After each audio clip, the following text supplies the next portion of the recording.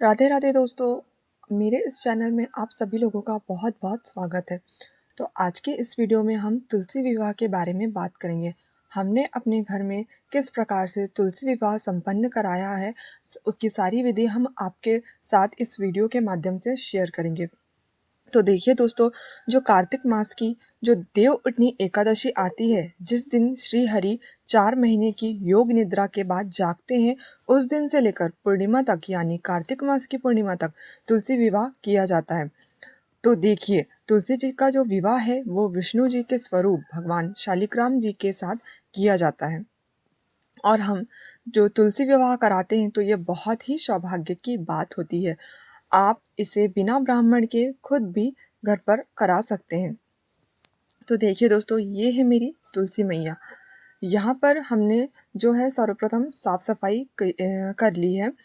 थोड़ा सा जो है गोबर से हमने यहाँ लीपा है। और आप देख रहे होंगे कि मैंने यहाँ पे थोड़ी बहुत रंगोली भी बनाई है। और साथ ही सामने देख रहे होंगे थोड़ा सा जो है तुलसी जी की रंगोली हमने बनाई है। और फिर जो तुलसी चौरा है उस पे हमने शुभ विवाह लिखा है। साथ ही हमने इसमें लिखा है शालिग्राम संग तुलसी जी का विवाह। जो ये लिखने के बाद तुलसी जी और भी बहुत ही सुंदर ये तुलसी चौरा दिख रहा था। आप गाय का गोबर या गेरू से भी यदि आपको देखिए दोस्तों गाय का गोबर नहीं मिलता तो आप गेरू का भी इस्तेमाल कर सकते हैं, लेकिन थोड़ा बहुत हमें लीपना है। यहाँ पानी से आप साफ सफाई कर सकते हैं, क्योंकि विवाह कराने के पहले हमें जो है जगह को पवित्र करना होता है। ये देखिए दोस्तों, विवाह के लिए जो है लाल रंग बहुत ही शुभ माना जाता है। तो हमने यहाँ पे लाल रंग की चुनरी जो है तुलसी मैया को उड़ाई है, जिससे वो बहुत ही सुंदर लग रही है। यहाँ हमने कलश स्थापित किया है, क्योंकि विवाह में सभी देवी देवताओं की उपस्थिति अनिवार्य होती है। तो यहाँ मैंने कलश लिया है, उसमें पंचपल्लव लगाकर उसे चावल के ऊपर स्थापित किया है। कलश के अंदर हमने सिक्का, सुपारी, गंगा जल, हल्दी की गांठ सभी रखी है। उसी के साथ हमने गौरा और गणेश जी की भी स्थापना की है। उसी के साथ यहाँ हमने गन्ने का मंडप बनाया है। गन्ने का मंडप अनिवार्य होता है। हमने यहाँ पे गन्ने का मंडप बनाया। आप फूलों का भी इस्तेमाल कर सकते हो और फूलों का भी मंडप बना सकते हैं। इसके बाद हमने सभी को दूध और जल का छींटा दिया है और वस्त्र के रूप में जनेऊ समर्पित की है। अब हमने हल्दी, चंदन, रोली सभी को लगा दिया है। अब देखिए, विवाह की पहली रस्म होती है हल्दी। तो हमने तुलसी जी को बहुत ही अच्छे से हल्दी 5 बार लगा दी है। उसके पश्चात होती है मेहंदी। तो जो हमने है मेहंदी के लिए मेहंदी की कोन का इस्तेमाल किया है।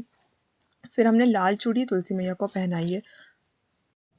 उसी के साथ हमने सारा श्रृंगार का सामान तुलसी मैया को चढ़ाया है, जिसमें हल्दी, कुकू और मंगलसूत्र, कंघी, तेल, जितना भी कुछ श्रृंगार का सामान होता है वो हमने सारा ही तुलसी मैया को चढ़ाया है। उसी के साथ हमने सेब, केला, आंवला, बेर, बिही, जितने भी ऋतु फल है वो चढ़ाए हैं। और उसी के साथ सिंगाड़े, मूली, चना भाजी, लाल भाजी सभी हमने चढ़ाई है। उसके बाद हमने फूल, बेलपत्र सभी अर्पित करें। फिर आज सात्विक भोग अर्पित करा जाता है।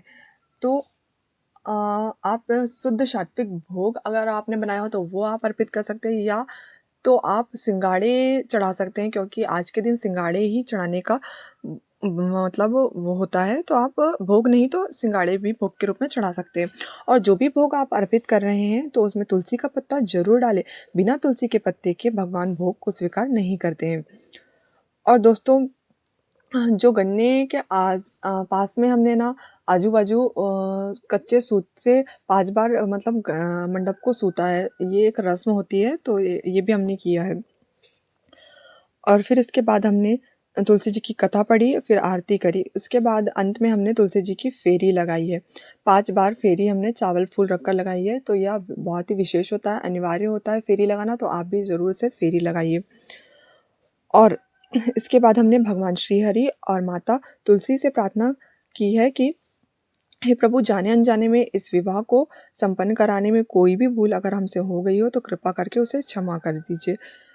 इस प्रकार से हमने विवाह की ये विधि संपन्न कराई। मुझे पूरी उम्मीद है दोस्तों कि आपको मेरी ये वीडियो पसंद आएगी। अगर आपको मेरी ये वीडियो पसंद आई हो तो प्लीज़ मेरी इस वीडियो को लाइक कीजिए, और अगर आपको थोड़ी बहुत भी इन्फॉर्मेटिव लगी हो मेरी वीडियो तो प्लीज़ मेरी इस चैनल को सब्सक्राइब कीजिए। थैंक यू दोस्तों।